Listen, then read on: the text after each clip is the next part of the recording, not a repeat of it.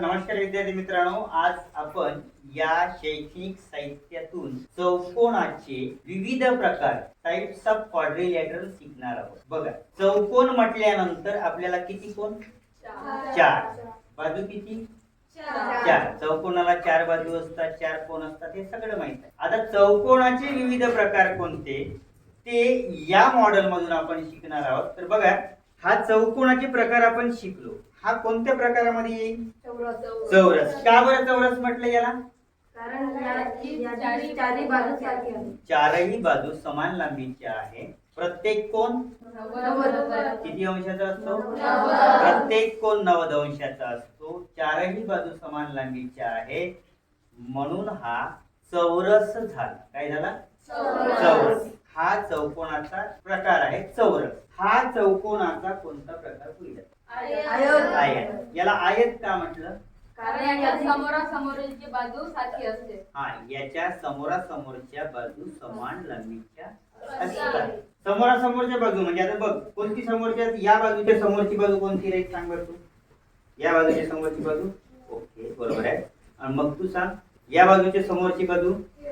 मग ह्या दोन बाजू समान लांबीच्या आहे, या दोन बाजू समान लांबीच्या आहे, आणि प्रत्येक कोण किती अंशाचा आहे?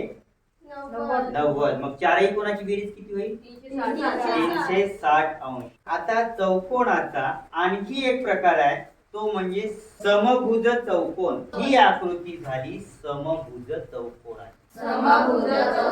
याच्या भुजा समान लांबीच्या आहे, पण कोण मात्र प्रत्येक कोण काटकोन नाही. आता बघा, हा कोण किती अंशाचा असतील ते काढून जर आपण पाहिलं, हा कोण आहे 80. समभुज चौकोनाला दोन कर्ण असतात. आता समांतर भुज करायचा आहे. आता ही आकृती कोणती झाली? समांतर भुज चौकोन. समांतर भुज चौकोन. समांतर भुज. आणि असं जर केलं तर हा काय होईल? समांतर भुज चौकोन. आता तू मला समलंब चौकोनाची आकृती करून दाखव. समलंब चौकोन.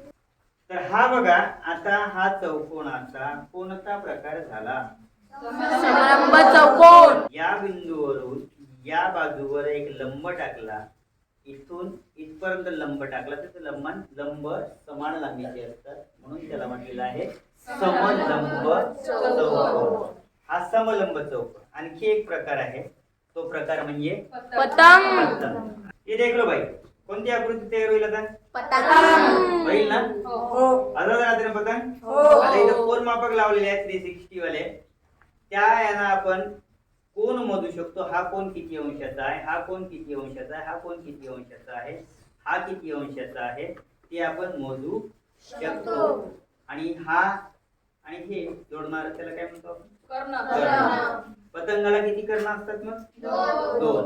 तर अशा प्रकारे या साहित्याचा वापर करून आपण चौकोनाचे विविध प्रकार समजू शकतो, त्याचे आकार काढू शकतो, त्याचे कोन मोजू शकतो, त्याच्या बाजूची लांबी पण मोजू शकतो. असं हे बहुविध मॉडेल आहे.